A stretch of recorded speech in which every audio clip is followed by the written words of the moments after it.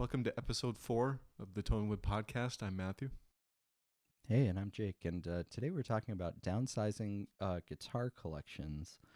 It's a topic that's become relevant recently for both Matthew and I. People downsize for different reasons. Maybe you have too many guitars or amps, too much gear. Maybe you found a guitar that's really special to you that you want to, make your number one and just play that. And, maybe your financial situation hit the skids and you got to pull a bunch of cash It's like, back oh, out wait. of the oh, wait. Oh, no. Oh, no. So, Yeah, well, that's the I can- topic of the week. I can, probably a good place to start. I can at least tell you my recent downsizing. Yeah, just there you go. because that was within the past at least 2-3 months. I know that, I don't know, what did I have altogether? I think it might have been 12, 13, I think, in total. Mm-hmm. There might be one or two extra there that I'm kind of forgetting about, but and like you were saying, as far as where sort of that inspiration starts for getting rid of guitars, I know for me that, which is something I think we'll probably touch on again later, is how quickly maintenance costs start to factor in. Even just strings. I know it, especially if anybody else is like us who almost uses exclusively elixir strings, which Yeah, that's true. we're not really helping our case much. But no, I mean, what did I have? Well, I guess what did I start with? Well, I had, like we talked about the other day, I had the Parker, and then I had that PV Forenza. So Oh, yeah. that one. I forgot about that guitar. Yeah, so did I actually. so clearly, Wish it I left could. a mark. It's just like, oh yeah, it's funny enough. Yeah. Actually, when I was on Craigslist, just a quick side note, somebody had the person I sold it to actually put it up on Craigslist again, Ooh, flipping. and it had left such a mark on it that I went and looked at it, and then I reminded myself that was the one that I had. Whoops. It's just like, oh, wait a minute. Right. Hey, cool guitar. Hey, oh, cool wait, guitar. It's like, oh wait, That's I just my sold guitar. it. Right. Oh, okay. Well, Okay, that's right. I've definitely done that before. I've Mhm. walked into there's a really great music shop local to me that I will trade a couple of pieces of gear into sometimes because they got a fair deal on that when I'm looking for a new piece of gear and I don't want to pay any money for it, obviously, as best I can manage. Yeah. I've definitely traded a guitar into them before and then gone in a couple months later, been like, hey, that's a really sweet looking guitar, but as it turns out, it's actually mine. And man, this one plays really nice. And It's like it makes you really feel bad about yourself in a way. It's just like, oh, I've got a problem. makes me feel like I don't know what I'm doing as much as I think I know what I'm doing. Exactly. That's really what it boils down to for me. But I'm okay with feeling like that. Yeah. I don't know what I'm talking about. Yeah. But so no, I mean, for me, I think it was a number. There was a few reasons why I kind of decided that it was sort of time to kind of part ways with a majority of what I had, just because it was. And I know that we've discussed that before. It's just there comes a day where you start to realize the guitars that you're playing most often, Mm-hmm. or that become the guitars you play in your regular rotation. And then when you sort of start to run those numbers, you realize that, well, why do I have a dozen guitars if out of the dozen of them I'm really only playing maybe 2, maybe 3 at the most? Sure. And Yeah, totally. And so at the time, I mean, like I said, having that Parker and the Forenza, and then in addition to the rest of what I had the maintenance cost. I mean, a large part of that was just due to a few of the more, I guess, quote unquote, vintage guitars that I had. I mean, a lot of that just started kind of from the maintenance of the Parker, and then realizing how quickly those costs can kind of skyrocket, depending Oh yeah, on what it is that you have. And then absolutely. I got burnt out on that really, really quickly, and especially with the Forenza, where while it was a great guitar, it wouldn't have been that far out to consider a refret on it, and knowing how expensive refrets have got, Yeah. especially finding somebody that's willing to do a stainless steel refret. Mm-hmm. It's Yeah, easy to find, but you end up paying for it. That's for sure. yeah, You you know. end up paying for it, and so yeah, it was just sort of one of those days where it's just like I realized of looking at what I had and realizing that I don't really need a majority of what I've got. Yeah. And so I just decided to look at it, I guess, from the perspective of just like, well, I mean, I don't think there's anything wrong with having a collection of guitars per se, but what kind of criteria am I going to use for myself to kind of decide which ones I'm going to keep and which ones I'm going to let go? Sure. And I kind of decided that, well, I'm just going to get rid of the redundant guitars. I mean, Yeah. I had a few Strats, and then I realized that, well, I mean, they all kind of do roughly the same thing. Yeah. As much as we like to kid ourselves that they don't. I mean, I decided to keep two out of the handful that I had, just because I do kind of like the idea of having one Strat with having a couple Strats that let you have one set of pickups in one and a different set of pickups in the other. But Sure. I mean, even then, I mean, I don't think that's even that great of an excuse, just because, I mean, for myself personally, I still play the original Strat that I bought 25 years ago. Sure. And so, yeah, that was kind of my tipping point, I guess, is just realizing that you sort of get caught up, for me anyways, you sort of get caught up in the fun of looking for that next guitar. Oh yeah. And That's the best part, I think, a lot of the time. Like I think so Yep. many people get into, I mean, certainly I do. And I assume there are others like me.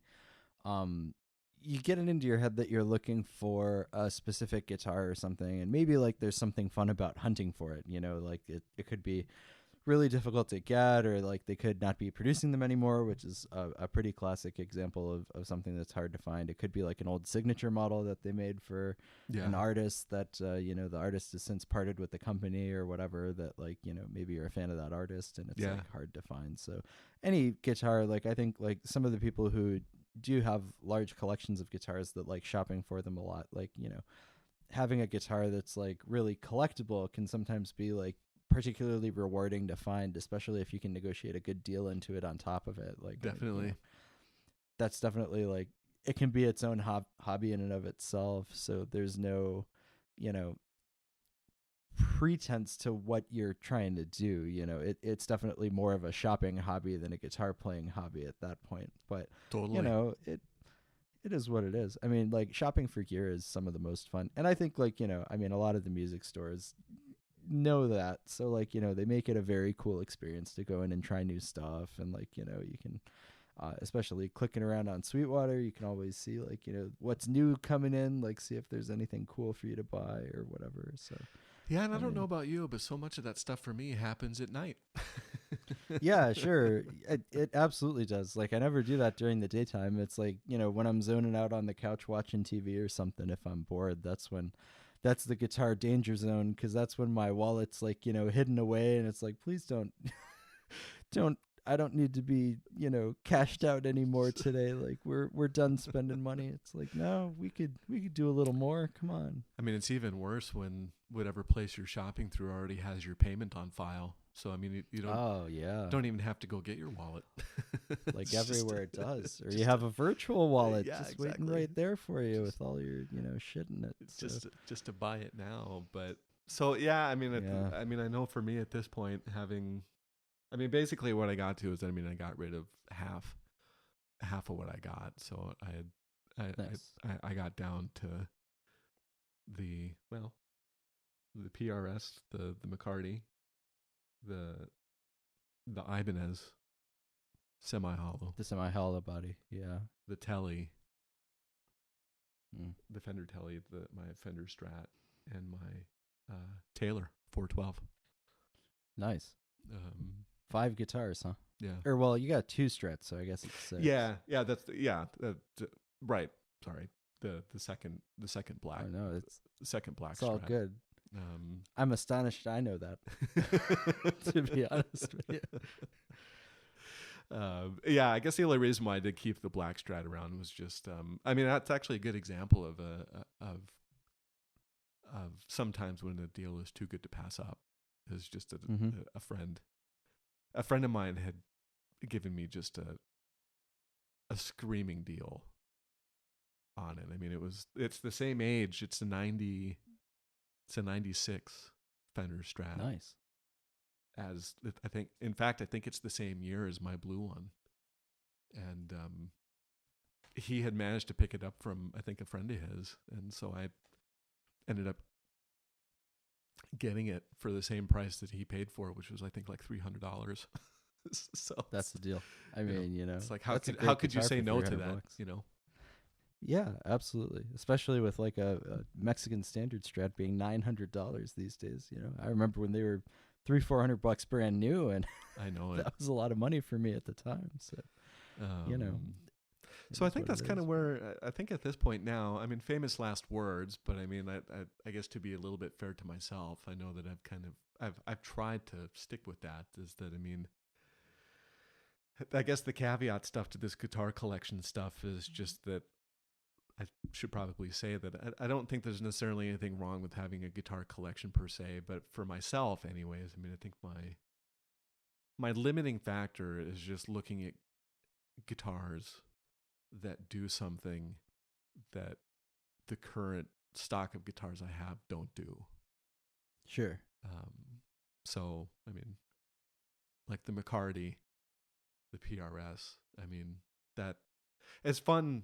I mean, I still look at them, even just like a Gibson Les Paul or, a Les Paul style guitar, that there is a temptation to go with sort of the more, a heritage guitar, right? I mean, everybody wants to have a Les Paul, I think, to a certain extent. Sure. I mean, and clearly they are a bit different of an animal than the McCarty Sure. I have, but at the same time, You mean, know. they're pretty similar in what they're trying to accomplish. I mean, you could make an argument for like, I know your McCarty has humbuckers in it. You could pick up a Les Paul with P90s in it, and I think that would be like probably the way to do that. If you really were looking for something different, I think there's enough of a interesting difference between humbuckers and P90s to where it's definitely like a different tonal flavor. For sure. So, I mean, that would definitely be the asterisk to that one, is just that, P90s are just I mean, P90s are fun to begin with, and they clearly do something wildly different, than a humbucker. And so, I mean, that I would love to have a gold top P90. Oh, well, there you go. That'll just be because I don't have anything else that can do that. Yeah, exactly. Well, and that's how it happens. You think about, this guitar would definitely fill. I think where you get in trouble is you start to look for gaps in your collection, and then you're like, oh, well, that's where I'm shopping now. Now every guitar is tempting, because like they're all doing that thing that I've decided is a must-have. But exactly. yeah, no, I did have a P90 Les Paul double cut that I really liked, that I do sort of wish I hadn't gotten rid of, but it wasn't a guitar that I found really inspiring to play, despite it being like kind of a cool guitar. Like, I don't know, I that just one. never. Yeah, it was a cool guitar, but like, I don't know, it wasn't such a cool guitar for me, and like, I don't know, I never really gelled with it to the point to where I had to keep it. But I think what I would like to do eventually with the P90s is either make a guitar that has P90s in it that kind of, checks a lot of boxes for me. I do build, guitars as kind of a second aspect to this hobby, which is, not to the scale or level of any of the major guitar makers out there, but like in very low numbers. And, it's very tempting for me to try to build something to fill a niche that I have. But a lot of times anymore, that can also be like, depending on how crazy you go with the materials and components, it can be as expensive as just buying something off the shelf. So, Oh, totally. I mean, that's, I know that we've talked about that before, which I guess kind of a side note is just, I know there's been a lot of talk lately, and which is, I mean, a lot of it is fair about how much guitars have gone up in price. yeah. Especially domestic, any of the USA made, guitars. Yes. But like what you were saying that one time, taking a just your standard Les Paul, I guess, Gibson Les Paul, or Fender Strat for that matter, and specking it out on a place like Warmoth, Mm-hmm. those prices aren't that wildly different from one another. I mean, Yeah, definitely. Like um, Warmoth is one of the companies that I like to build parts guitars from, when I'm in the mood to do that. And the thing about Warmoth is they build parts for a guitar that's as good as anything anybody makes. I mean, with the we Matthew and I both have Paul Reed Smith guitars we're really big fans of. We've both got what we feel like are really great Strats for us. We've got a bunch of other kind of guitars like that are really really great to play, really nicely made guitars. And the parts that I've gotten from Warmoth over the years, if I am looking to build a parts guitar, have been every bit as high quality as any of the other stuff that I've bought. I mean, I still say, I mean, despite the fact that I like the Fenders that I have, that I still think the best Fender Strat that I played was one was one of the Warmoths you built. I mean, that's just. Oh yeah. I mean, is there anybody out there making a neck better than Warmoth right now? Not at the price. Not at the price. Yeah, exactly. Not at the price, I wouldn't say. I mean, depending on what material you choose too, because I mean, I think that's kind of the problem with Warmoth is it's a little bit of a corked bat because you're buying specifically exactly what you want. Yeah. So finding something similar to compare it to on the shelf can kind of be challenging, especially if you're the type of person who really enjoys, I don't know, features that used to be kind of harder to find on production level guitars for reasonable money. Things like, wacky wood combinations, or it used to be stainless steel frets, although those have permeated the market a little bit more as of late. Like you're noticing stainless steel frets on a lot more factory guitars, which I think is great. I'm a big stainless steel fret fan. Yep. Same here. I do like traditional, like the more of the nickel or the nickel silver frets as well. I do dig them, but anymore the guitars that I find like really stay feeling, the mintiest condition for the longest have like those stainless steel, really slippery, glassy frets on them. Yep. I like those a lot. And for a long time, you couldn't really find them, on production level guitars, except for a few key, makers. But Yeah. lately they have gotten they have permeated the market quite a bit more. So like I think you have more of a choice than you used to with stainless steel frets. But I'm not saying that stainless steel frets would make or break the equation if there was a guitar that was, Yeah.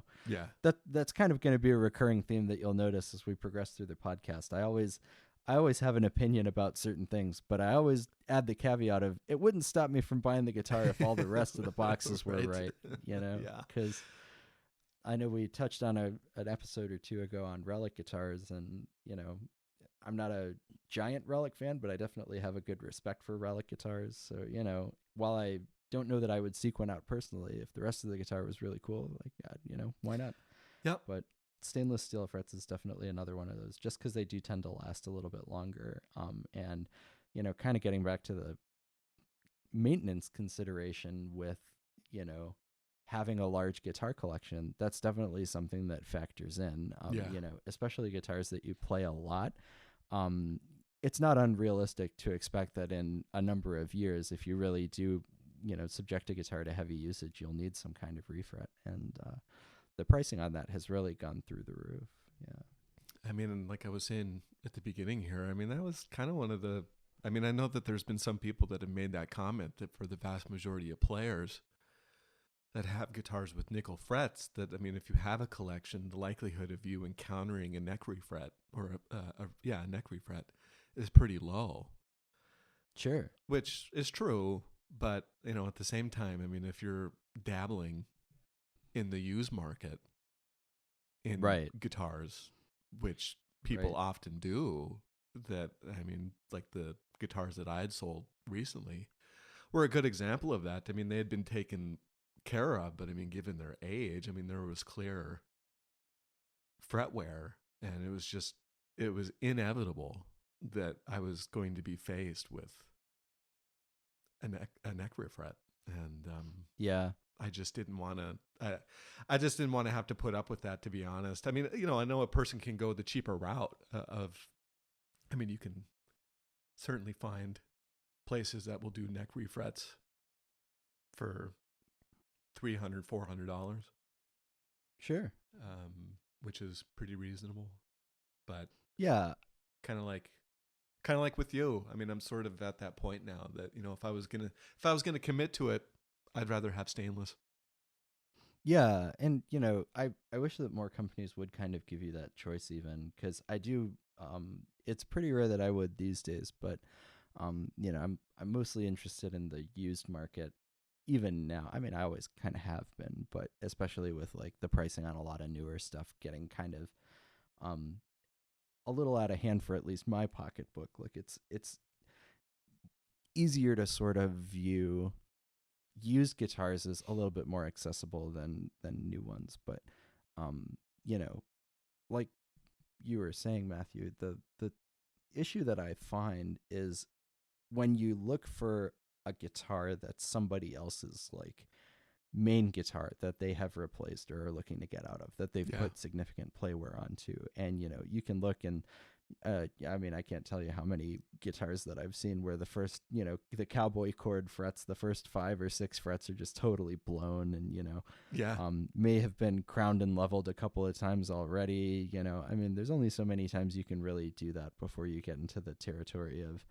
a refret is just necessary rather than yeah. something that is on the horizon. And yeah, I mean, so you've got that Strat to kind of highlight the point there. You've got that Strat you've played for 25 years, and you recently looked at having it refretted at Sweetwater, which is a procedure that I have gone through with one of my Stratocasters. I actually have a Strat that I bought new, um, that I had blown the frets on. I had had them crowned and leveled once already, and they were kind of the vintage kind, so they were just getting a little bit too low for me. Yeah. And I had decided to get the Strat refretted, so I did so, and that was some years ago. And the pricing on that was pretty reasonable. I think I got out of the whole thing because I also had my fingerboard on that guitar re-radiused, and I had them put a bone nut in, which is usually part of a refret anyway. It's pretty rare that you'd save especially an old nut when refretting a guitar. But Right. I think I was out of all of that with the shipping for something like $600, which is a lot of money for sure. But in the context where you're having that done one time, and now your guitar is pretty much set to go. Yeah. It can be worth it, and I decided at least that it was worth it for me to do. So I had that done. It wasn't too many years ago, but it was definitely a few years ago. Matthew recently looked into having the same thing done. Oh man, and it hurt. It hurt It- a lot. it wasn't $600, was it, Matthew? It was not. It was double that. Oh, I know. Oh, It's terrible. I couldn't mean- get over it. I mean, I know that you made that point. Is that the well? I guess I mean I guess I'll sort of break that price down a little bit. Is that they had told me that the stainless steel there was obviously an upcharge like some places do for the stainless steel frets. I think that's typical to see. You see Uh, that almost everywhere. And so I think I don't have the price list anymore, but I mean just ballparking it anyways, that the total cost I think was roughly around 1,000 to 1,100 get in there Before you ship it. Yeah. before you ship it. And the part that I didn't realize, which I mean, it sounds like things have changed a little bit, is that the you got the cost of the plec, which you can't get away from. Oh, Um, they told me that that's included in the cost of the refret, but I remember to asking have the them guitar plucked as well. to have Yeah. it plecked, but I remember asking them, it's just like, well, can we not do the plec? Mm. And they said that, well, no, just because that is included, not free of charge, but It's part of the it's process. part of the though, process, just because they got to pay the rent on the machine subscriptions, yeah. basically. Sure. Right. Yeah, and I think that's probably what that is I know that I think my understanding is that Plek went to a subscription model rather than a flat fee kind of design for their pricing. Yeah, that's what So I'd heard too. I believe that and I may be wrong, so full disclosure, do your own research, but if you have a Plek machine at this time, that's something that you're paying a subscription to maintain. So I'll bet you that's why it's now included. Not only I mean, I don't know if it makes the process more efficient or not. I'm sure it does, but Yeah, it would be pretty entertaining to know if that's not because we have to pay a certain dollar amount for the Plek machine to work every year, and so we might as well like throw it into the cost of a refret, because it probably not only saves time, but you got to pay for having the Plek machine around, and yeah. So yeah, it was just one of those. It was just one of those things, I guess, that the years since you've had yours done, I mean, obviously things have gotten more expensive all around, but it does it Sure. you can't help but think to yourself a little bit, and I think that was something you mentioned at the time, is just like the fact that it became as expensive as it is kind of makes a Yeah. guy wonder if whether or not they're doing that on purpose, just to avoid uh, m- I mean, look at I don't know if this is true. I have no idea of knowing, but at the same time, of of I don't know, winding down that kind of luthier work at Sweetwater. I have no idea. I mean, it Yeah, I don't seems know. so prohibitively expensive. That why would anybody decide that? Oh yeah, I'll pay $1,100 to get my guitar refret. Look at, I mean, that Stratomine has a lot of sentimental value in it. It's the first guitar I ever bought, and Sure. I played that thing.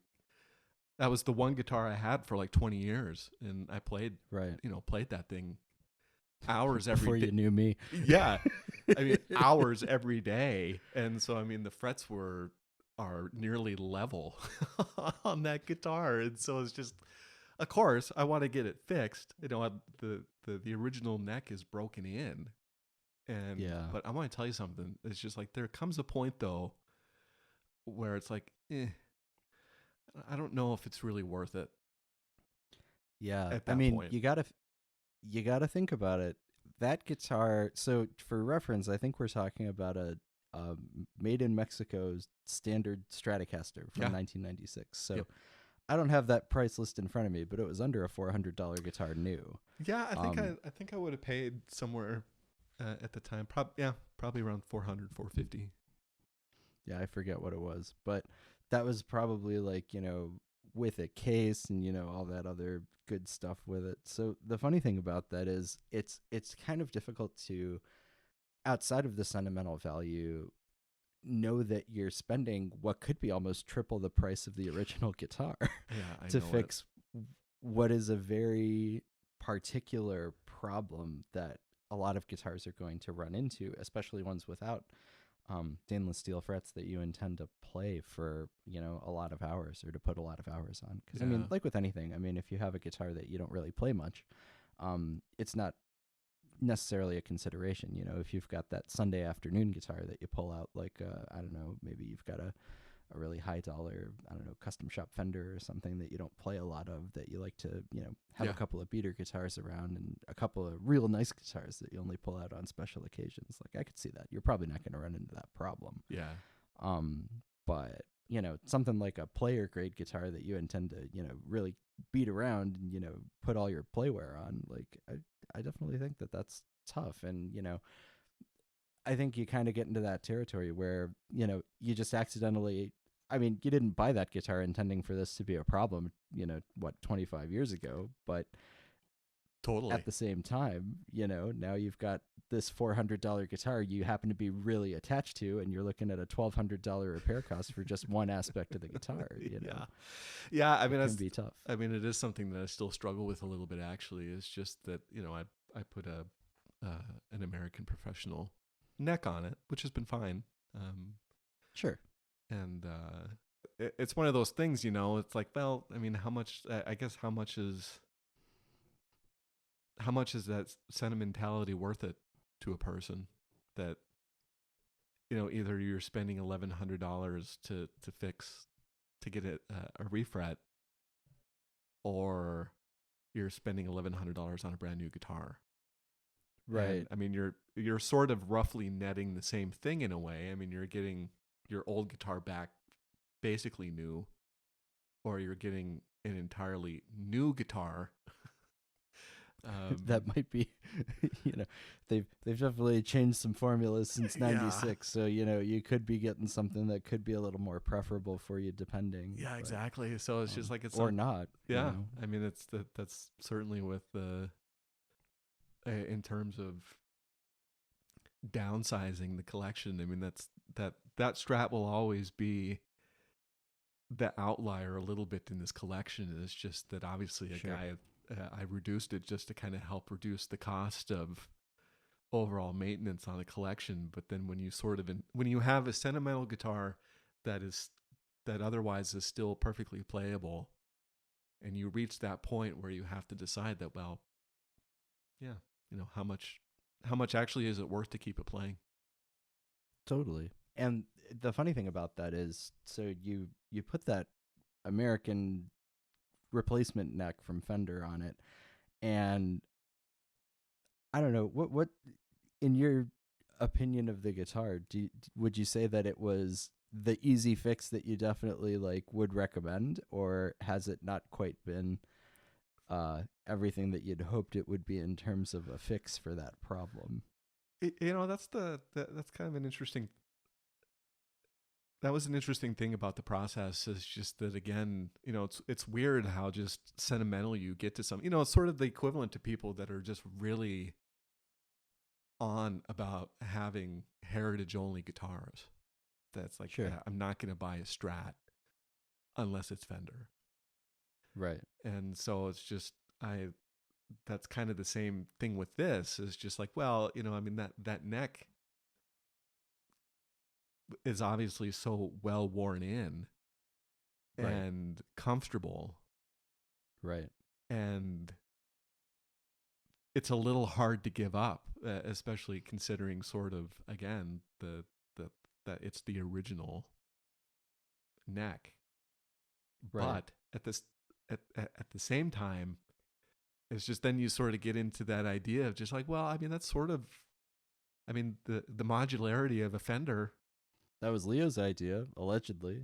Just pull the neck off when you blow the frets, and why would you refret it? Just buy a new neck. Yeah, I mean, obviously a neck refret makes it does make more sense. I mean, I think that's sort of the conflict for me, is just like, look at, like the McCarty.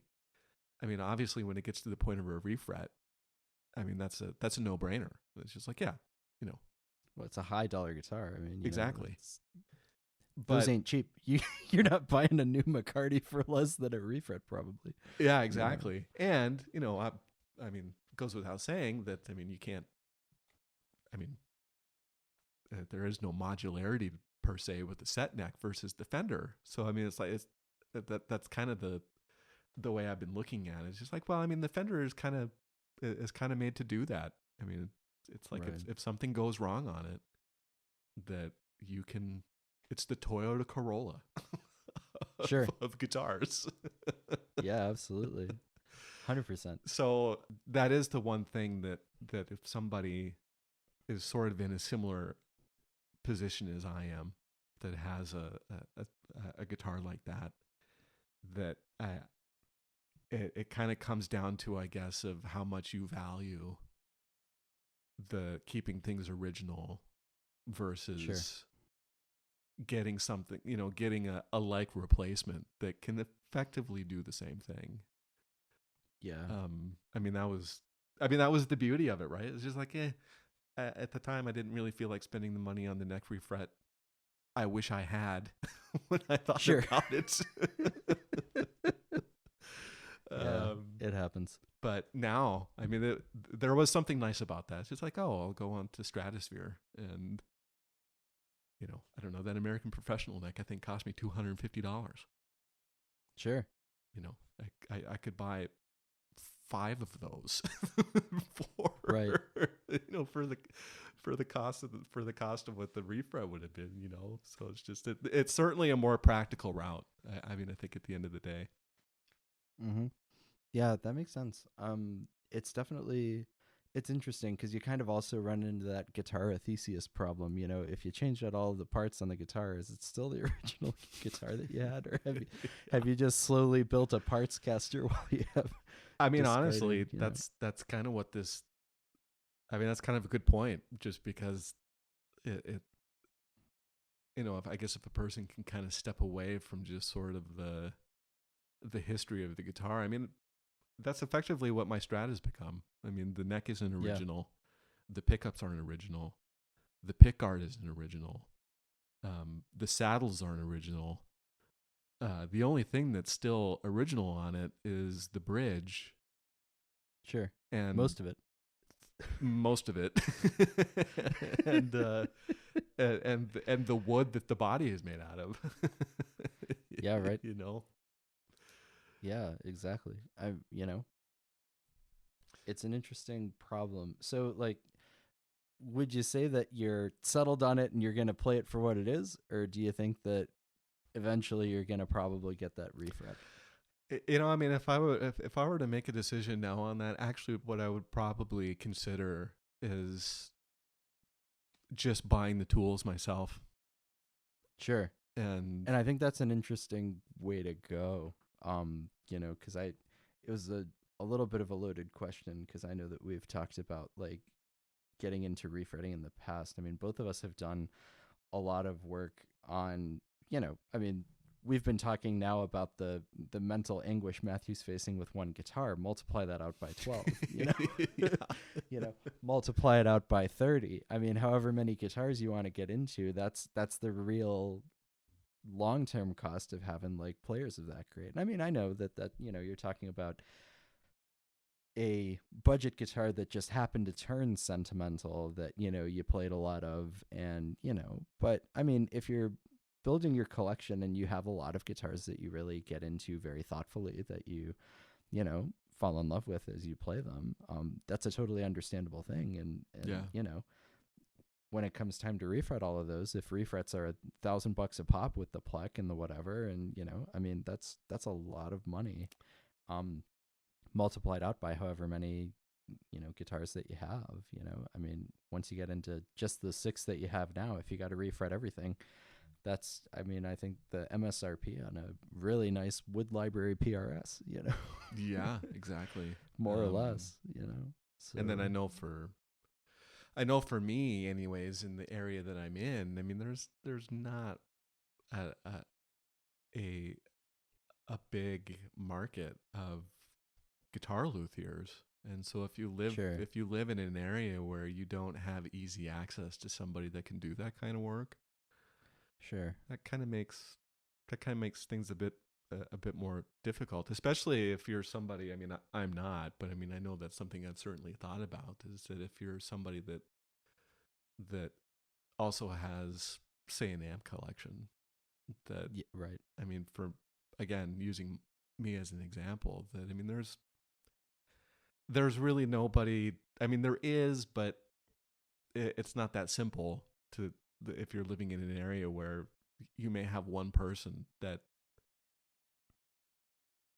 might do that kind of work as a side hobby.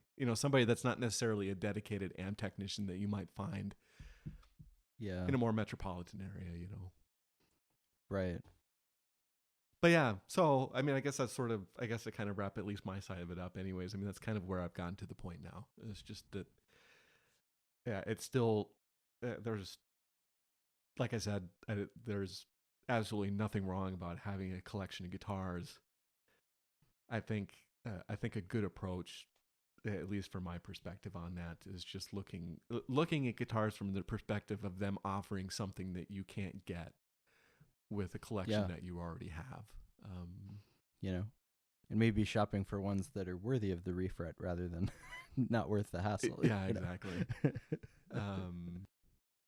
So now that we kind of covered, I guess my perspective, at least on the collection that I have, and sort of my reasons for downsizing. I know that you are kind of in that same boat as well recently with considering downsizing your collection, and I know that your collection is a little bit Yeah. bigger than mine, so you might have a few more considerations than I did.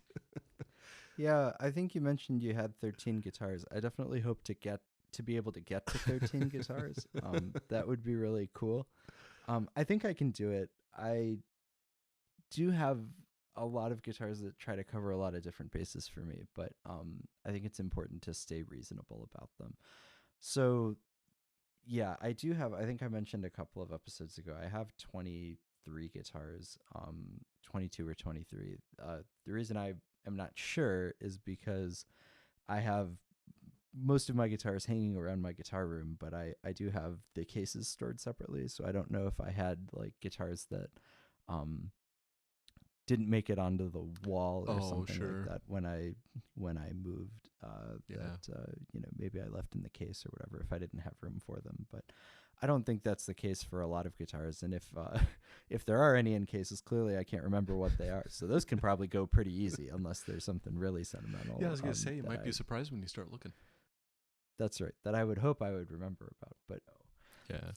that typically is what I try to do is, anything that I'm storing in a case, I take a good long hard look at because clearly I've been able to live without it. So if there's like a case guitar that I haven't pulled out in a while, maybe it's time to move that along to a new home.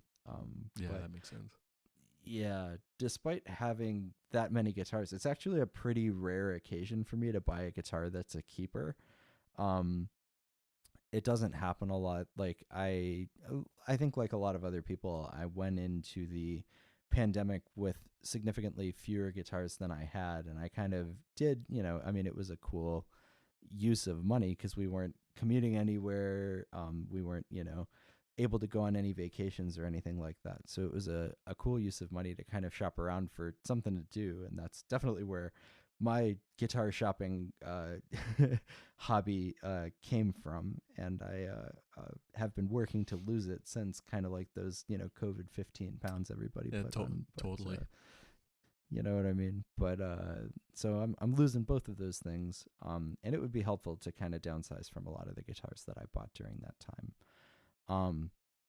I've always had kind of a bunch of guitars.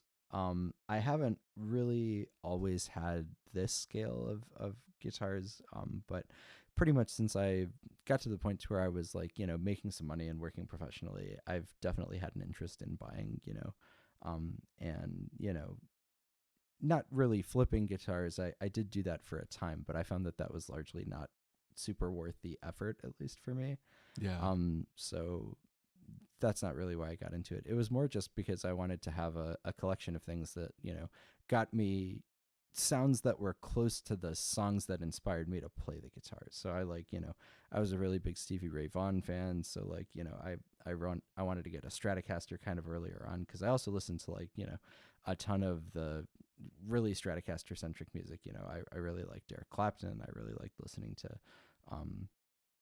John Mayer was really big, especially while I was in high school.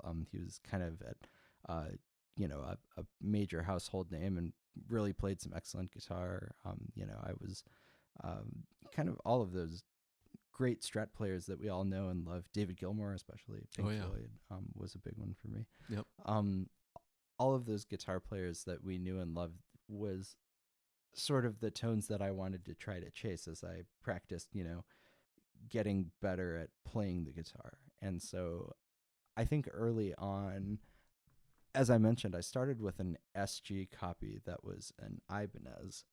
Um, and from there, kind of developed a real interest in Gibson instruments and Stratocaster, guitars and Stratocaster type guitars, I guess, because I couldn't really justify the price of the Fender models except for Sure. the used ones. And Right. those didn't come up quite a lot. And, I did eventually get into a few of them, over the years. But yeah, it's a hard question saying which ones would you definitely let go.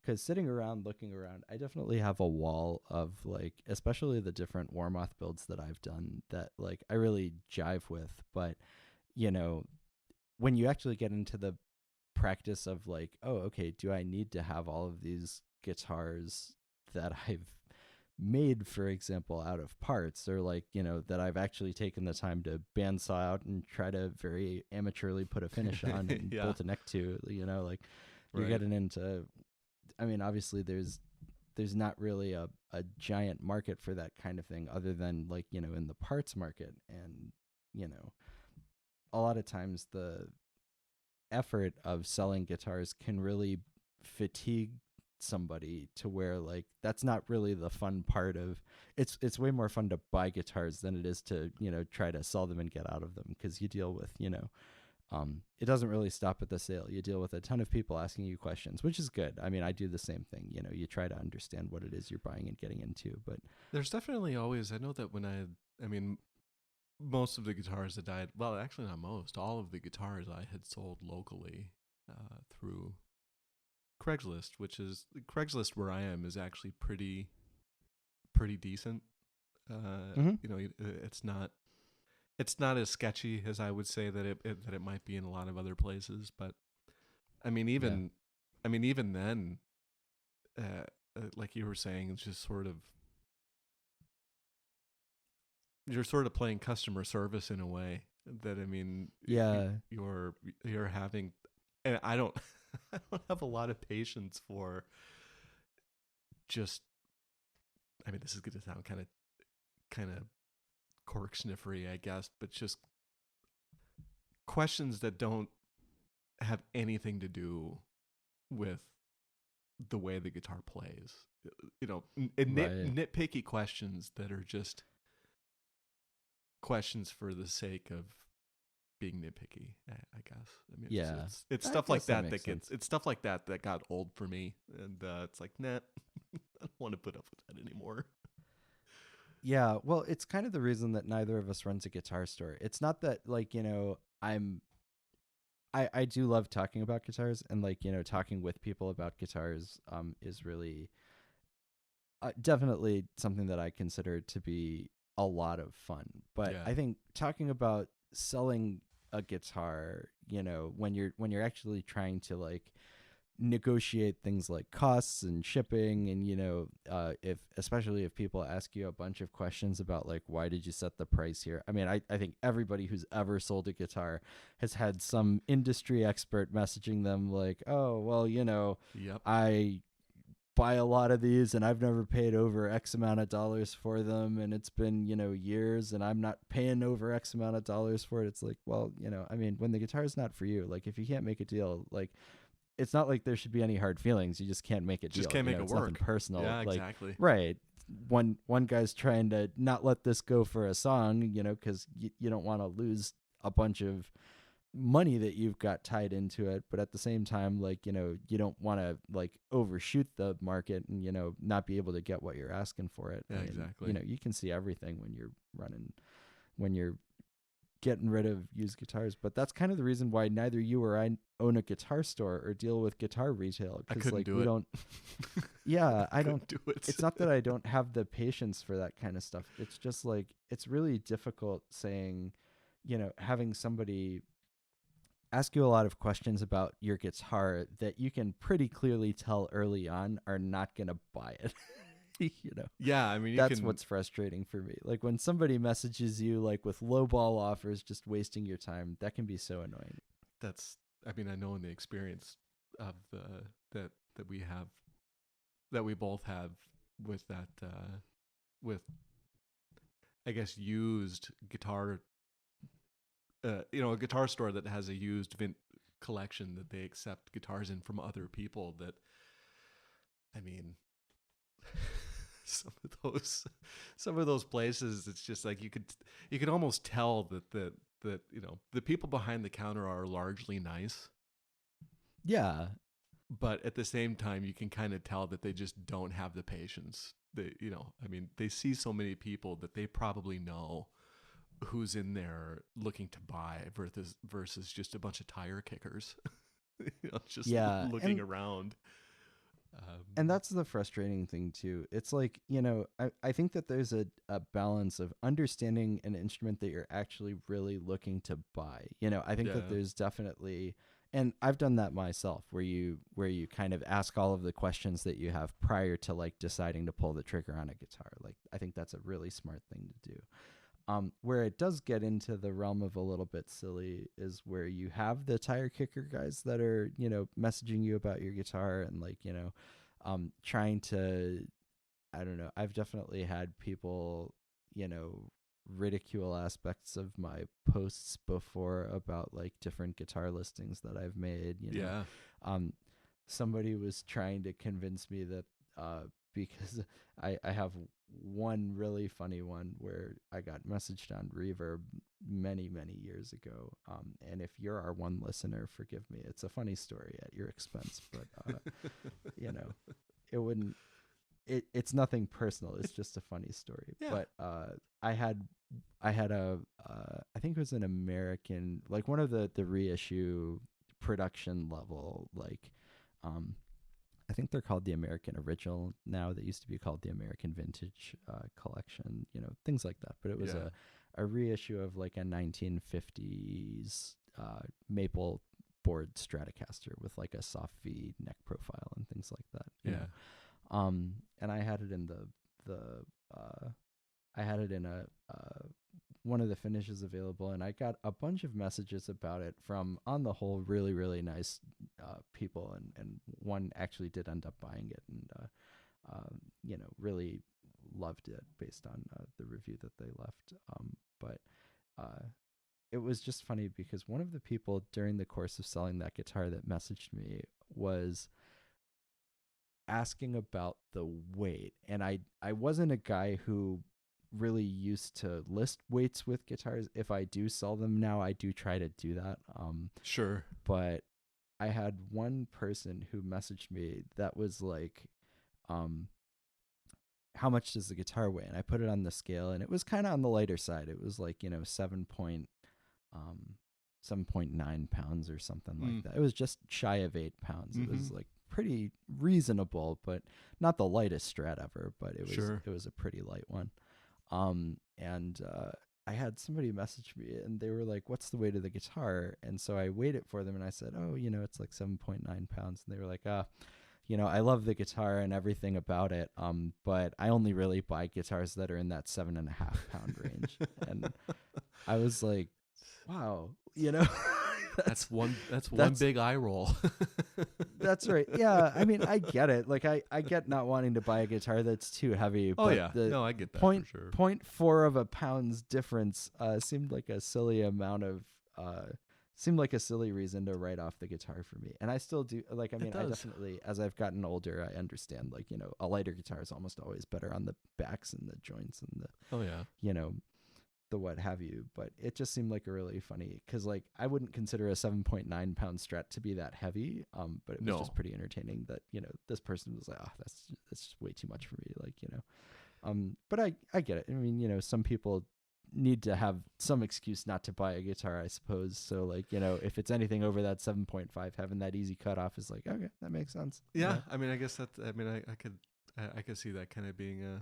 If you're looking to set yourself some boundaries. I mean, I guess having one that's a fairly narrow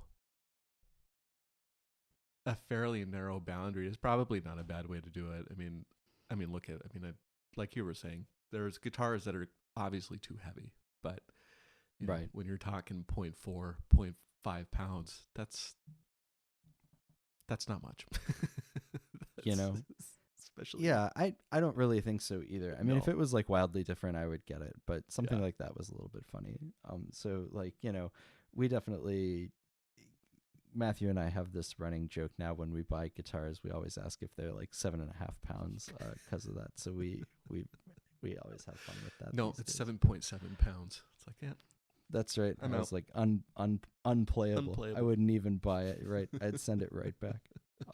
So it's pretty funny, but like, that was one of the at the time it struck me as sillier conversations. Like we definitely had a lot of fun with it, and we still do. It's an inside joke of ours. But Yeah, yeah, the thing that you see a lot more often is people who either misunderstand the guitar that you've listed, yeah, that same guitar.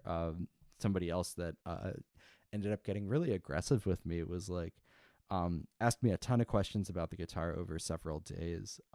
And I answered all of them. Like, I do try to put on that customer service, sure, persona when I'm listing guitars for sale. And this was the same kind of thing. It was many years ago where they, asked me a bunch of questions about the guitar. They seemed really into it. And then they were like, I mean, I forget what I had it listed for, but it was like, pretty reasonable. It was on the lower end of what was available on, I think it was on Reverb at the time.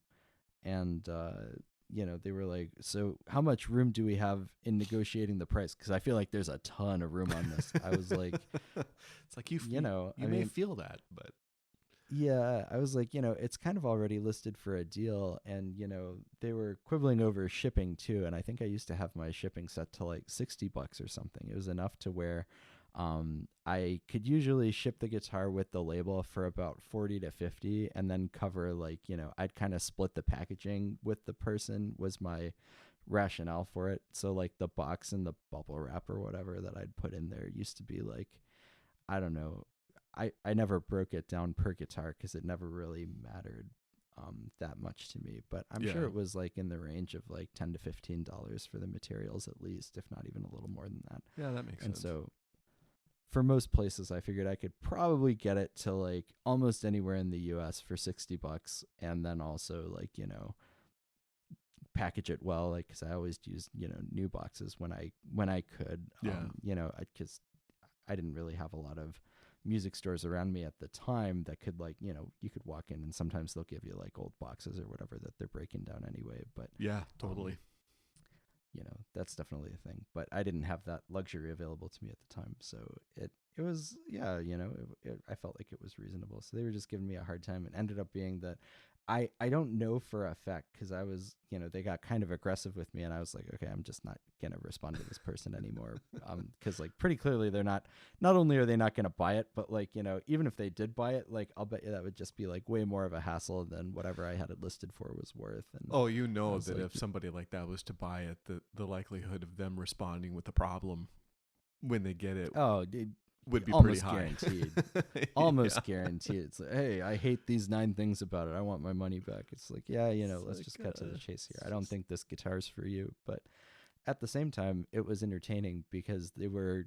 It had to have been like the only thing Matthew and I could figure is that they had to be mistaking it for like one of the Mexican made guitars versus like a USA model because like they weren't wanting to pay even half of what I had it listed for, and I was like, okay, yeah, well, that's the I only mean, thing that sort of made sense just because like you were saying earlier, I mean relative to the other ones that were being sold at the time, it was a good deal. I mean, yeah, it wasn't like it was not the price wasn't it's not like the price wasn't appropriate for the guitar. It's just it was yeah, it was strange. it was a very weird interaction, and it kind of like it actually cooled me to selling stuff, you know, as frequently, and I ever since probably like the reason that interaction's so memorable is because it's one of the last ones where I was like really getting out of like a high volume of stuff all at once, and it was like one of those things where it turned me off to the idea so much that I actually stopped buying new guitars as readily after that, because I was like, remember, I got to go through potentially this whole process to try to get it sold again. Yep. And, you know, I mean, everybody who buys a new guitar at sticker price takes a hit on it, getting it out the door. But, Yeah. understanding that you're already, in some cases losing money when you try to list a guitar like that can make it really difficult to motivate yourself to do it. And that's why, like, I would probably have a significantly larger guitar collection if it was super easy and like hassle free to get out of one if I needed to for whatever reason. But Um, yeah, uh, that's just not the case, unfortunately, in my experience. yeah. Well, I mean, I guess that's not a bad segue, I guess, into because I know that's something that you have that I don't is an amp collection. Oh God, yeah, I do.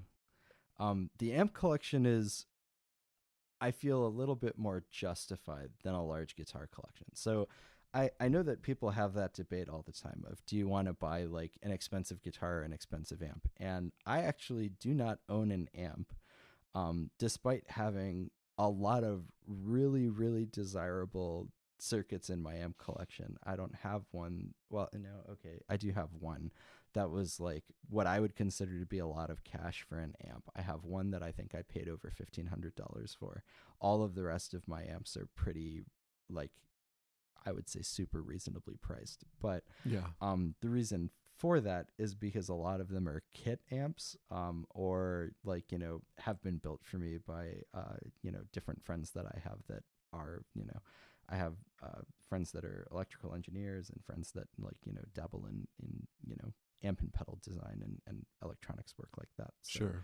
um, I do have a bunch of amps, but it's, generally speaking, just stuff that I can get into, like, especially vintage copies of stuff that, if you go try to buy like a vintage original article, it can be like just thousands of dollars. Whereas like a really good kit that gets you, pretty much most of the same direction is like, a few $100. So that's why I do have a lot of amps. But when you try to buy and sell amps, it's a whole nother ballgame. Like shipping an amplifier these days, it was always kind of a hassle, but it's such a nightmare. The only thing I've ever I mean, I know that you had that nightmare and that was a sad one. I was, yeah, uh, there was an amplifier that I sold during the pandemic, that I it was the last amp I will ever ship in my life, because the amplifier in question, um I'm not going to reveal a lot about it because there was some I would hate for that person to hear this and, like, have a bad memory come up, and like I think both of us kind of had enough anguish over it, because I definitely tried to take care of them as much as possible, but it was like a very difficult situation because, like, yeah. they were understandably upset that they had bought an amplifier that showed up damaged, because what ended up happening was, I had bought a new box and, some a lot of packing material, that I was hoping would specifically fit that amp, and it did. The catch was, when the amp showed up at their door, it looked like it had been hit by a freight train. It Like, was the pretty box was unbelievable. in tatters. I Like, mean, especially knowing that. I mean, I remember at the time you talking about, and I mean, you had video of your, if I remember right, that you had, that either you had photos or video of you packing it, playing it, and then yeah, I have packing it. both.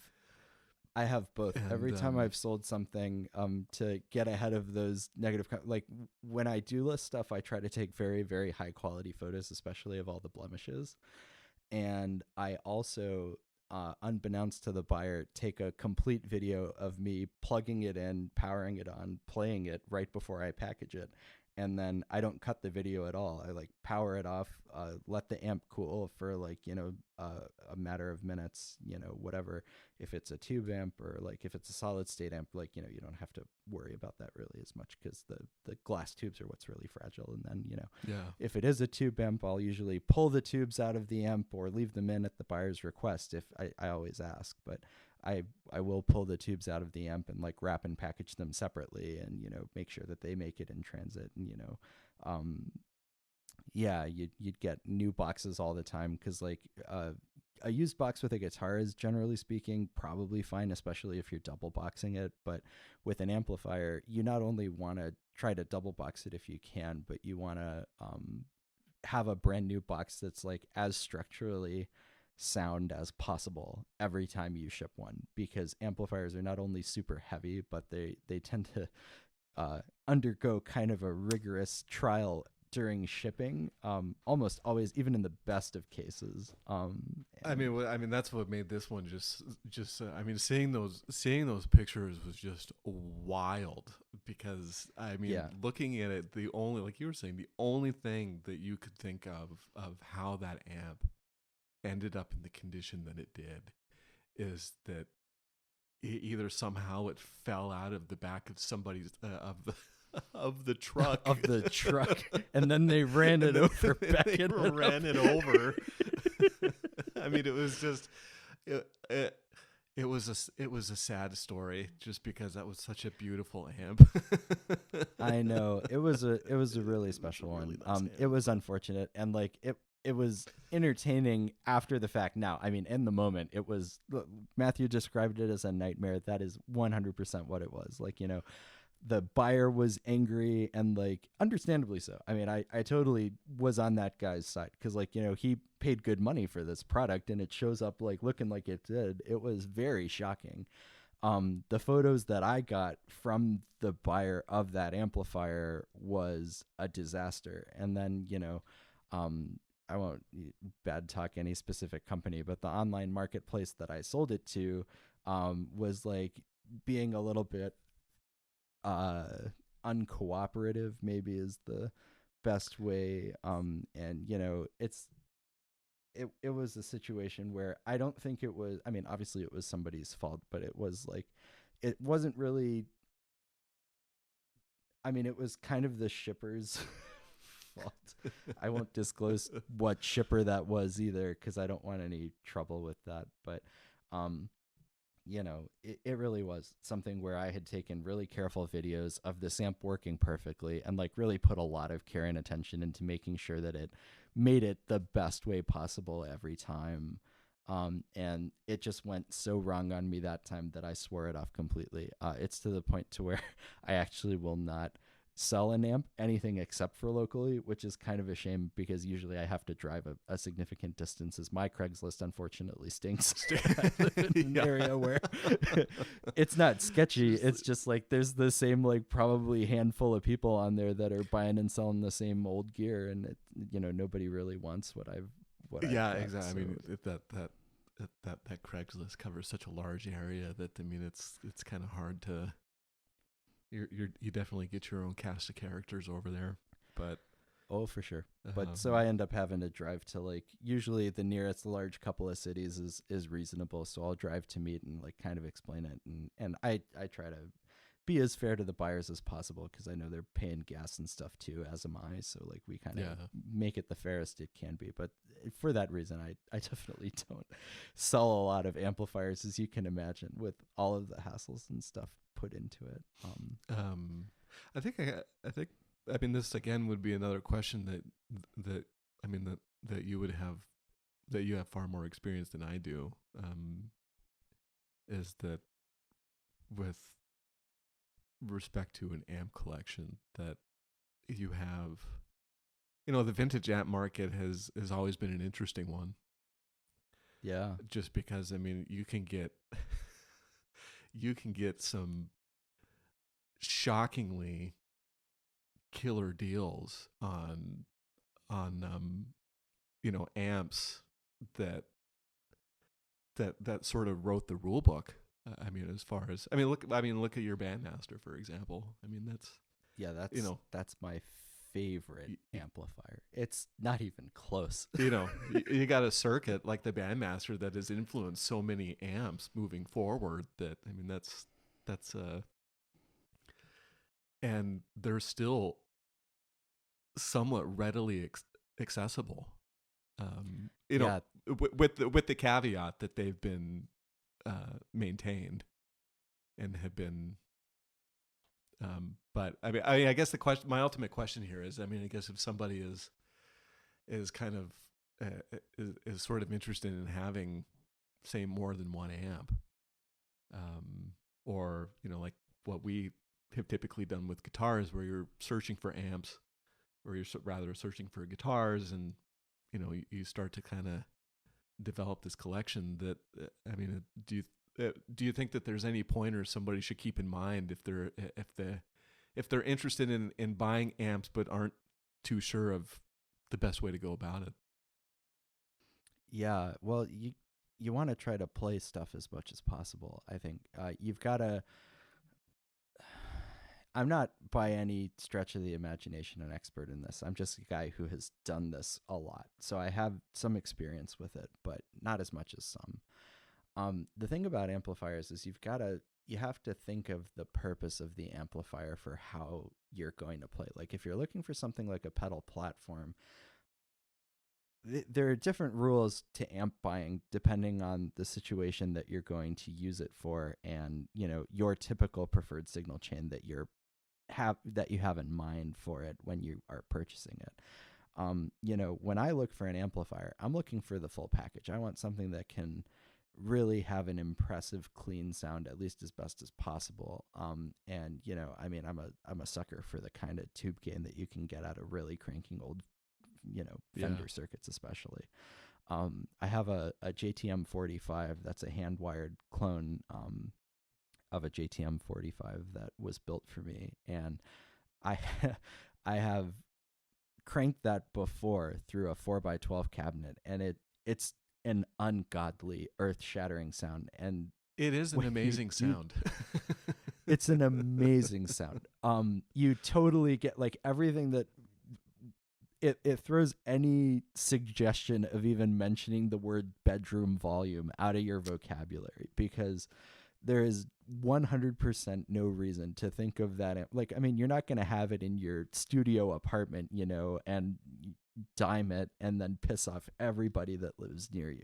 There's no sense in doing that. But um, when you're shopping for an amplifier, you need to kind of consider a few things. Like if you're more of a pedal guy, the amplifier that you buy, well, I think the first question that you've got to ask yourself is, do you want a tube amp or a solid state amp, really fundamentally? Now, for some people, that's not even a question. They would say, oh, well, I would never buy a solid state amp. But, Yeah. I have not a healthy mix of both, but I definitely have a few solid state amps amongst my tube amp collection.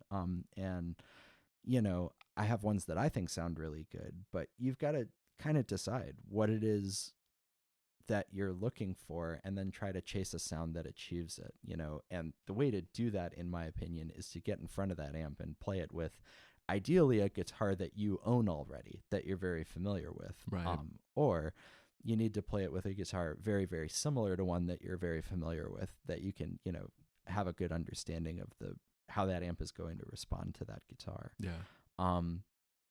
The amplifier in question that like my favorite amp is my 1965 Fender Bandmaster. It's a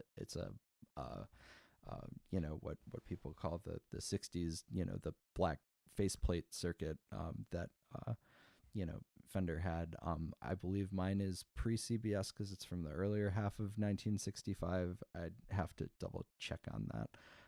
But I have an export transformer model, so it actually, if I ever was to up and decide to move to Europe, I could take my amp with me and just flip the transformer over to the spicier voltage they have over there, and no problem. The beauty of that amp was they were kind of a hidden gem for a long time, because everybody wants like a 1x12 deluxe reverb from the early mid 60s. Like everybody wants a 1964 deluxe reverb. Yep. A 1964 deluxe reverb is pretty expensive these days. Like even a deluxe non-reverb, which is actually the amp that I would prefer to one with reverb. I think they sound a little bit better for me. Yep. Um, but the deluxe reverb is a great amp. But I mean, you're talking good examples of those can get into the two, three, four, $5,000 range and up. I mean, if it's artist owned, that's even worse. Yeah, Then you're it paying gets for the artist tax on top of that, you know. yeah, it Um, gets expensive pretty quick. and when you're buying a vintage amp like that, especially one that is hand wired, you know, with hand wired components, you want to, or at least in my opinion, I think you want to buy it as close to original as you possibly can, um, with understanding that, you know, if they've had some, you know, routine maintenance done, like filter cap replacements or, you know, things like tubes being changed, like that's understandable. That's going to happen over the life of the amp. So, you know, if somebody replaced the tubes in a vintage Fender amp because they needed it, or, you know, if somebody changed, you know, the filter caps because they, you know, were starting to go, because, you know, I mean, those caps are old, like Old. really old, 60 years old, you know, like there's, they were never designed to last that long. No. So, That you and know, I guess the power cable too. maintenance like that is, yeah, right, absolutely, that's a big consideration. You know, if you go buy you know, a lot of those vintage amps have two-prong power, which is not grounded, so, you know, that can be pretty dangerous, as you can pass current along to the actual chassis of the amplifier through the death cap. I mean, that's getting pretty nerdy, but you know, Yeah. if you were to buy an amp like that had been converted to three-prong power, with a ground to the chassis through that power cable, like that's definitely also not something that I would turn my nose up at. But when I bought my amplifier, it was from a music shop that bought it from a guy who had never had it maintained. It was a low play hours amp. Like he had played it, but not for a very long time, and had got into other amps and just sort of stuck it up in his attic and forgot about it, and then took it into the shop, you know, not too long before I purchased it, and traded it into them. And then they had sent it out to their amp repair person, and they had changed just the filter caps, and I think even most of the tubes were original. I'd have to refresh my memory within the chassis to make sure, but that for me is about the best case scenario you want to be in, because somebody's totally. already taken care of like that key maintenance. And, you know, I forget what type of filter caps they put in there, if they were Sprague atoms or something like that. I don't recall, or the FNTs. I think they might be FNTs, but you know, so long as it's had a really, really high quality filter cap replacement, so long as the work has been done by somebody qualified to do so, and for the most part they haven't gone in and, you know, changed out every capacitor in the amp, for example, to like Sprague orange drops from, like, you know, that they just ordered off of Yeah. you know, Amazon or something, or Right. from DigiKey or Mauser. You know, you want to try to keep the stuff in that amp that isn't broken original as much as possible. Now, you know, over the years you'll run into a lot of amps, especially like Silverface ones from the 70s. You know, in my experience at least, that have kind of been tricked out into different, you know, stuff. I mean, you know, I have a blackface or a blackface yeah, deluxe reverb that was built out of a Mojo Tone kit for me by a really somebody very close to me. And that amp has been modded pretty much out the wazoo, to where it has, you know, reverb on both channels. It's got one channel is actually like voiced kind of like as a Marshall lead channel, you know. Sure. There's been a bunch of tinkering around in that amp. It's got like a mid control. It's got some other mods. You know, there's a tremolo and reverb defeat switch in it, so you can turn that off and turn it into like a non-reverb, non-tremolo deluxe. Yeah, it's kind of model. like a Swiss cool. Swiss Army knife. Yeah, it's definitely a really sweet amp. And, you know, like something like that, modding it in a kit, that makes sense to me. But, like, you know, people used to do that to the actual vintage amps. And so, you know, these days they've kind of gotten collectible enough to where that wouldn't be, you know, at least in my opinion, advisable. But the cool thing about that is the Bandmaster is one of those amps that had flown under the radar for a long time. Because while those deluxe reverbs from the 60s had gotten very expensive, especially these days, where I mean, I've seen them listed for closer to $3, $4, $5,000 than I've ever seen before. Yeah. Those Bandmasters are still kind of a hidden gem. I mean, I know you used to be able to pick them up for a few $100. Even today, like you can get into a really cool one, depending on where you shop, for like, I don't know, maybe in the $8 to $1,500 range. So it's kind of one of the best areas that you can get into that vintage Fender vibe, for not Not a necessarily ton a of, lot of yeah, a cash. ton of money. So if you did want like a vintage amp from a heritage brand, that's the exact circuit. That's, I mean, it's an AB 763 model, mine is. So it's the same circuit that's in the, or well, the same preamp at least, that's in the Blackface Deluxe, that's in the uh, any of the twins from that era, or anything like that. I mean, that can be a Yeah, really I mean great way that's to get into it without spending a bucket of cash. I mean, I know that I still come across those. I mean, occasionally on places like Reverb, and I mean, can't say that I've seen them locally necessarily, but yeah, I mean, it wasn't that long ago. I know that we had seen one up on Reverb that was kind of in a similar condition that the one that you had bought, where somebody had clearly taken care of it, but then also had the Yeah. maintenance done on it. I mean, I don't know, wasn't that thing for sale for like 12, 1300? Yeah, that's about what I got into. It was a little less than that, actually. I think I bought mine for 11 with the service. I mean, So, um, that is a lot of amp for the money.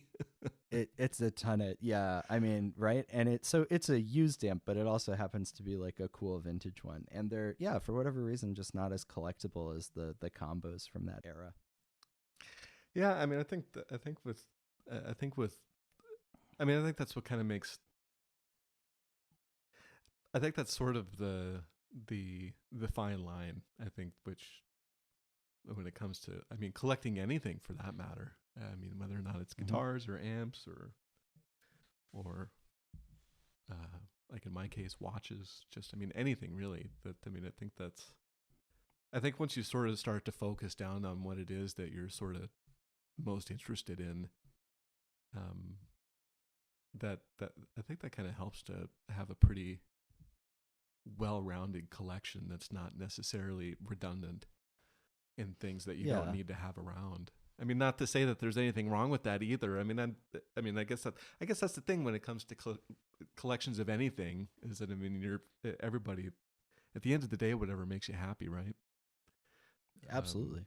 but I do think that there is that fine line where you sort of, I don't know if you felt that way, but I know that I have for myself, where it's just you sort of get into this weird mode of just collecting for the sake of it. Yeah, I've definitely Um, been there. you know, I think most people with large collections probably would share that experience, whether or not they'd like to yeah, admit yeah. it. And So, so I think that's one of those, I think, places to. I think that's a healthy place to get to. I think with collecting is when you've sort of yeah. gotten to that point where you realize that you're not, that you're sort of again collecting for the sake of it rather than collecting for a purpose. Yeah. And you try to not be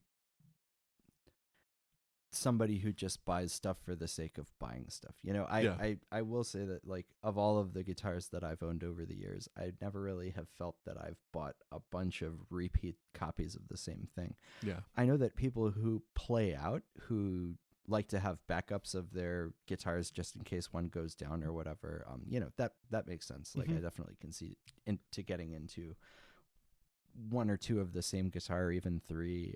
So if you break a string or something on stage, the show can go on without you being really interrupted in any way. But yep, um, if you like, it's been quite a few years since I've had a gig that paid cash or anything that was like, so rigid or formal that I couldn't, swap to a different guitar that didn't sound exactly the same and have my audience really care about that.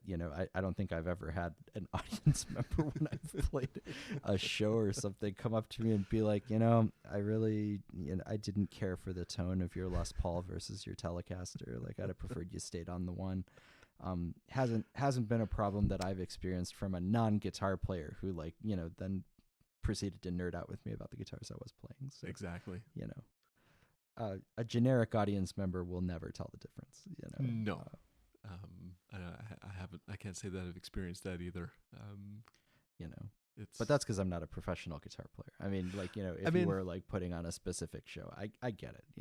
I understand that for sure. Although I think I think sort of the nice,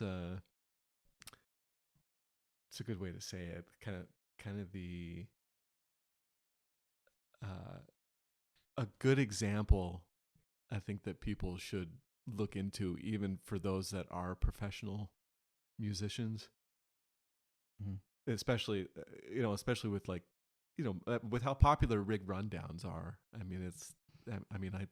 love the rig rundowns. I'm always a huge fan of them, and so it's like you can't help but not see, sort of like what's common between guitar players, as far as especially those that are touring, and so you sort of get the extremes of, you got people that have just probably a dedicated semi of guitars versus those that don't. And my favorite, my favorite has always been the Tab Benoit. It's got to be Tab Benoit and Mark Spears. Mark Spear. Those two, I think, are the antidote to the sort of conversation behind collecting guitars. Just because those two are as professional gigging musicians as they get. Oh yeah, they are guitar players. They are even the guitar player's guitar player. Like, Mark Spear is one of my guitar heroes. As is Tab Benoit, for that matter. Like, I love Tab Benoit. It's just like those are just the best rig rundowns, because, like I said, they are the antidote to all of this sort of gear obsession, where you realize that, oh man, like Mark Spears. I love that, because you could see, this has always been a subject we talk about. It's always fun to revisit, just because you could see John Bollinger in that video realizing that there's not enough gear there to make an episode. To make a log. Yeah. And there's definitely something. So I am a giant John Bollinger fan. Oh, yeah. I love John Bollinger. That dude is hilarious, and he's a fabulous journalist. And he's got an amazing understanding of all of the different gear that he covers. And, I really love his enthusiasm, because you can tell that he is clearly very passionate about the guitar. Yep. But it's so funny, especially the Mark Spear one is, it would be so funny to compare that side by side if, like, Khruangbin was the opening act for somebody like U2, where, I think Khruangbin is definitely, like, what I would consider to be more of a headliner. I love Khruangbin, the band, but if they were opening for somebody like U2, and you had, Mark Spear out there playing his one single guitar with his same pick that he's played forever, man. Trying to eliminate stuff off of his tiny, pedal train Nano or whatever it was into his, deluxe reverb. And then you've got the Edge out with like 3 different switchable amps and, racks of gear and a whole bucket load of guitars or whatever. Like, it would be entertaining to see, like, that would be such a fun the comparison. The same. The same obviously could be said for the Tab Benoit one, just because it's. Obviously, it's hard not to read into it maybe a bit too much, but it's just the feeling I got from that is just like when he was talking to Tab Benoit about his gear, like you could, for some reason, I could sense that it's just like Tab Benoit didn't understand why he needed more than what he had. It's like, right. It's like you've got no pedals or anything. It's like, no, you really don't need them. Don't need them. It's like, so tell me about I love that part of the video where he's asking it about telling him about his second guitar. It's just like, yeah, it's the same one as I got here, just a It's bit like the newer. first one, right? Don't forget And about he's got the two. don't forget about my alligator head and Yeah, right. The pick holder. Oh yeah, it's so good. I really love. I love those I love rig those. rundowns, especially the ones where like the guitar player has such a it. It's really a testament to the type of playing they can do when you can get all of the sounds that somebody like Tab Benoit or Mark Spear can get out of the, I mean, I have more guitars available to me within 3 feet than Mark Spear tours with. Yeah. So, it's really a testament to the amount of sounds that they can pull out of like a couple select pieces of gear that you know really, really well. And Yep. that's a cool place to be. I definitely, you know, if I had to, I could get it down to 3 guitars so long as I could have some kind of Les Paul style guitar, some kind of Stratocaster, and probably some kind of semi hollow body guitar just to have like a couple of different flavors. Yeah. Um, or like maybe instead of that, like I could even scrap one of the electrics for an acoustic. Would probably be the way I'd go, and just have like an amp or two.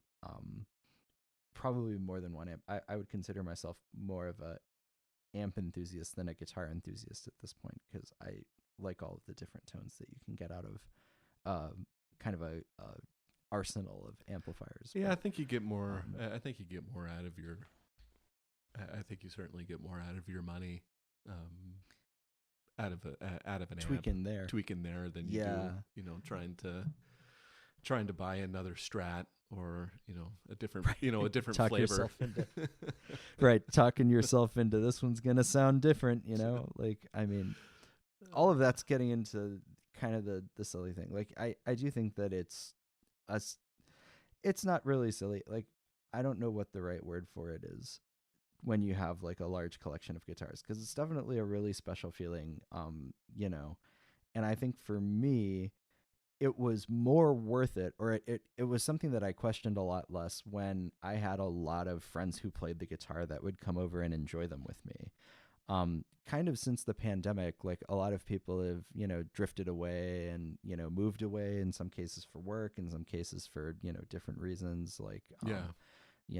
whatever they be, because, life goes on and people move.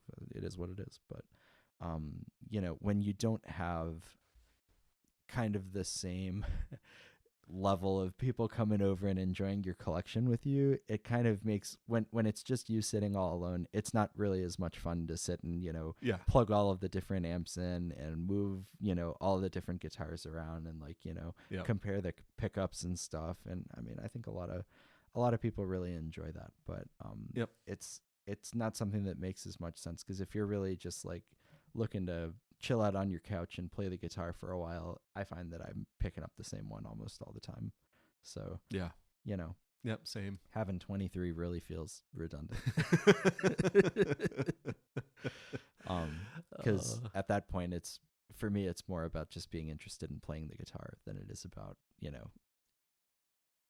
developing or comparing the differences between the guitars that Yep. I have, Yeah, I think that's kind of a good place to get to. Is just realizing that, again, I mean, if you're happy with the collection you got, then I mean, there's nothing wrong with that.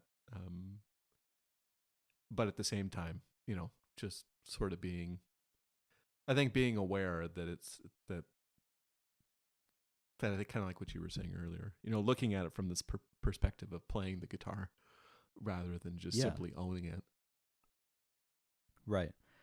Comparing the guitar, Yeah. like I think that's something that I was definitely, I mean, when you and I hung out all the time, like that's definitely something that we had a lot of fun with, is, being, different guitars against each other and picking favorites. And, it was especially fun with pickups, because that's how we both became like really big fans of Lindy Fralins, and, seeing what they did for like all of our different Stratocasters. Like I've got 1 or 2 guitars with Lindy Fralin pickups in them, and they've been really fantastic. But Yeah, I mean, I think that's kind of that is one area that I think that I could certainly find myself making an exception for, is pickups. Just because Right. I mean, talk about something, other than an amp. I mean, talk about something that the the other aspect of guitar playing that has an enormous impact on your sound. Um, Mm-hmm. Having, I mean, the only reason I don't, I guess, is just because I'm, I get pretty set in my ways, I guess, with the pickups that I got, and it's just I don't really want to solder a new set. Sure. So, but Yeah. I mean, there's easier ways It to can. make that. I mean, there's ways to make that easier on a person, of course, but um, it's that I could see becoming one of those things. It's just like, oh yeah, I mean, having a collection of pickups. That's that there's some sense in that to me. Yeah, I like that a lot. I definitely do have not I wouldn't call it a collection of pickups. It's just like I've got several spares, but I do have like different pick guards that I've wired up to where uh you know, I can flip the ground and the hot wire off of a Stratocaster and just drop a different pick guard in that's already wired up and set to go. Yeah, And I have a Strat that I know really well that I like to do that too. It's one of my Warmoth builds with like a swimming pool route in the body, so I can swap whatever pickup combination in there I want, and that's a really fun guitar for me because I definitely change out the pickups on it like a lot when I'm trying to find different reasons to have different sets of sure. it, different sets in it, one way or the other. But Yep, it's a pretty funny it's a pretty fun thing to do. I mean, anything that ultimately comes between your string and the amplifier, making noise out of the speaker is part of your signal chain. So, yeah, you exactly. know, changing like a pedal if you have a pedal in your signal chain or like, one of the pickups in your guitar, that can be a really quick way to, kind of for not a lot of money. I mean, depending, you can definitely spend a lot of money depending on the pickup, but you Yeah, can also those. find pretty cheap ones that do cool things for the sound. Yep. I mean, you could make that kind of as cheap or as expensive as you want it to be. Um, Absolutely. so Absolutely. yeah, I think maybe to wrap up a little bit is just that I mean, a collection of anything is. I mean, obviously, it's easy to kind of be a little bit reductive, I guess, and Yeah. try to apply, I guess, your perspective on something, being that it's such a personal thing. But at the same time, I think there is. I think for guitar players in general out there, I think it is something that's worth sort of thinking on. Is just that, especially for those that, I mean, Yeah. not talking you specifically, but I mean for those that I know that I think tend to buy guitars for the sake of buying them, Yeah. is thinking maybe a little bit more critically about the collection. Being a little bit more honest with yourself about Right. why is it you have the collection that you have, and then kind of working from there. Yeah, absolutely. I think so. Like it's a really important point to make cuz like as somebody with a big collection, like it's kind of cumbersome. Like there's a lot of considerations when you have a lot of guitars that, you don't really think about when you're, clicking the buy button. It's like, I mean, you're even just changing strings can get pricey Yeah, I can. if you get into doing that regularly. I mean, if you don't know how to set up guitars, like guitar setups can get expensive. And if you play them enough to where you get into like real maintenance costs, things like refrets, things like, if you want finishes changed or if you want like, stuff shaved down or sanded down or, something's not to your liking, like you can definitely trick your way into having a lot of really expensive problems down the road that definitely add up. And in a lot of cases, like, it's not a feeling that I've had to reconcile with anymore, but as I've collected guitars, I've definitely had ones where I've bought them and then without realizing it, not played them much, and then never bonded with them and have been looking to sell them. And it's like, Yeah, I've been fortunate that most of those I've bought secondhand, so like I haven't quite taken the not a hit to the huge wallet that you investment. would have. Yeah, Right, it wasn't like a total loss, but it's definitely still cash. And I mean, it's important to think about, especially as guitars are creeping up in price, especially as, I mean, I know everything is, it's not guitar's fault, it's everything is creeping up in price, but um as you consider what is missing from your sound, like um understand that buying 2, 3, 4 Strats is not, they're not going to be 4 wildly different guitars. You know what I'm saying? Like a lot of times you can have just as much Yeah. fun, like, turning knobs on your amplifier and seeing what different sounds you can get out of that. Or, honestly, like, you could also buy like a $50, $60 pedal and Yeah. get most I of mean, the same that's, amount of fun a lot of the time. Then at least you're not losing hundreds of dollars. yeah. I mean, that there's a lot of fun to be had, in sort of the cheaper, quote unquote, cheaper areas of the Right. hobby that don't, that, that don't necessarily break the bank. Right. And then you're not worrying about storage space considerations, or, I've had to move my guitar collection pretty recently, and, that's a pain. It's definitely something where I would have been a lot better off, like, getting out of most of my guitar collection, and, like, maybe, I hate to buy back anything. Like, that's the biggest mistake you can make, I think, in collecting, is if you keep rebuying the same thing that you're selling off multiple times. I've been guilty of that a few times. Yeah, that can be really rough. That's the best way to, like, dump a bunch of cash that you don't need to. But that is an eye opener if there ever was one. Is realizing that, oh man, like I wasted a ton of money for no good that's reason. right. Yeah, and I mean, it's a valuable thing to consider as you're kind of growing your collection, as you're shrinking your collection. I think it's really just about finding the guitars that fit well for you. And unfortunately, like, it used to be that we had really great, music shops everywhere, at least within driving distance, where it wasn't like a major road trip to go try out a whole ton of guitars. But as we've gone online for a lot of that type of stuff, Yep. It gets really hard. Like, neither of us live within a reasonable commute of a large music store with a fantastic selection, to where you could get into the shop as often as you want to feel like you buy a new guitar, and try them all out and see if you really need one. But Yeah.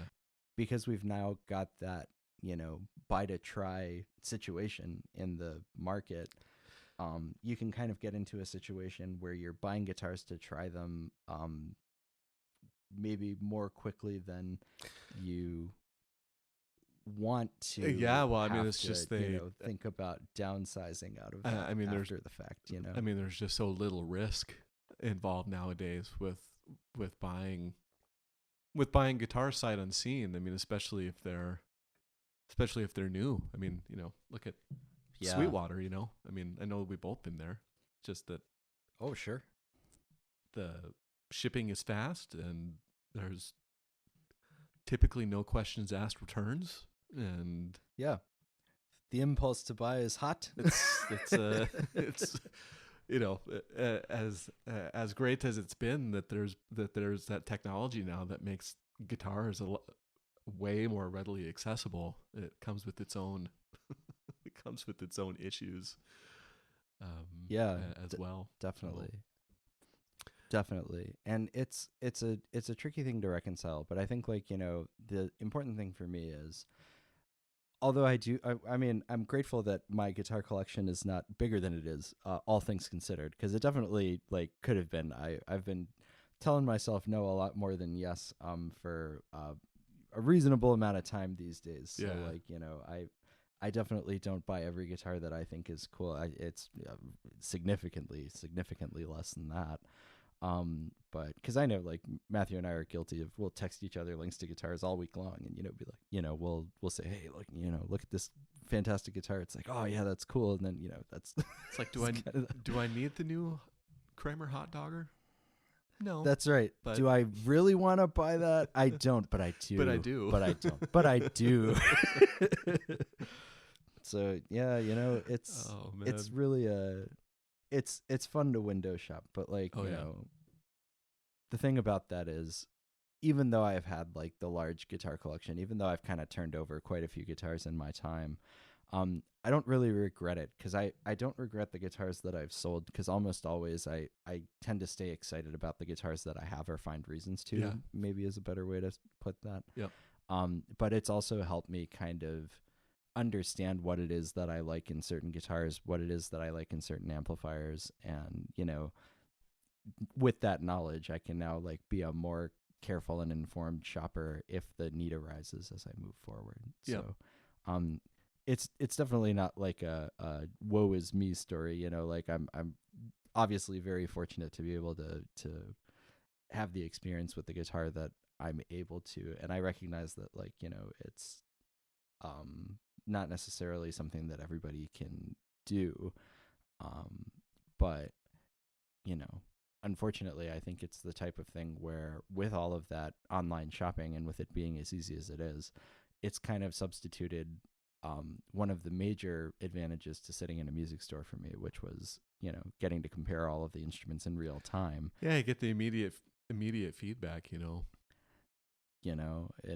forming like kind of more educated opinions about like a comparison of the instruments that you're playing in the shop rather than Yeah. having to order them one at a time, because obviously you can't sit there and order 15 guitars and have them all show up, and Right. that's a pain. You can't do that. Exactly. But Yeah. So yeah, I don't know. I mean, guitar collections is kind of an interesting subject, just because it's such a personal thing at the end of the day. Right. It's And it's funny too, because it's such a duality where guitar players that like almost all of the ones that I know get really excited about big guitar collections, and almost universally all of the non-guitar players who like see my guitar collection are like, "Oh my god, what did you do?" Yeah, it's totally reasonable within the hobby, but when you look outside the hobby, for people that aren't, like you were saying, it's just it does seem a bit ridiculous. Maybe those non-guitar players are right. Yeah, I get it, definitely, for sure. Like, I mean, everybody's got their thing, and most of the people who are judging my thing have their own thing that they spend too much money on. But, Yep. it's just funny that I don't know who it was that attached a stigma to having a large guitar collection, but it's definitely something that, while it's exciting, some of the less sexy aspects of owning a ton of guitars that people don't think about always when they're hitting the buy button, those are the things that can add up, and especially these days, not that there aren't ways around that, but especially these days with prices pretty much sky high, as high as I've personally recall them being in recent memory. It's definitely a consideration. Yeah, it's getting to the point where it's requiring deeper and deeper pockets. Certainly, with absolutely with certain things now. So it's not as easy as it. On one hand, it's easier than it used to be, and on the other, it isn't. Absolutely. But so with that, to kind of tie the bow on the podcast, I realize that we've kind of meandered around several points that we've tried to make in this episode.